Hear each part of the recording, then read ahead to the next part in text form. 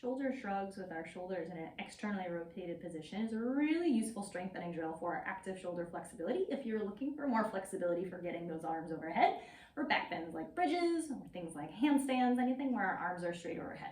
So for this drill, technically shoulder shrugs are anytime we're shrugging our shoulders up towards our ears, but our arm placement matters for this one because of where we want our shoulder blades to end up being in space.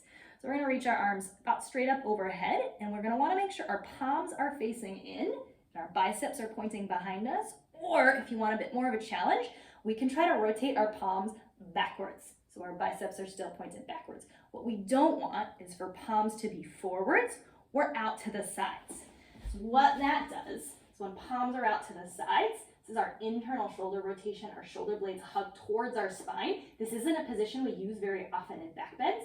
If I have those palms facing each other, the outside of my shoulder blade starts to wrap towards my chest, and it happens even more so when my palms point backwards. So this is a more challenging position for us and more useful for our back bends. So with those palms either facing in or backwards, arms reaching as much vertically overhead as you can. So if you've got limited shoulder range of motion, this might be your version of overhead. We're going to try to reach those fingertips towards the ceiling, shrugging our shoulders up towards our ears, and then pull them back down our spine. Shrug those shoulders up, pull them back down. If you got a bit more of a range of motion, we'll have those arms straight up overhead, or a little bit harder with having those arms totally reaching backwards.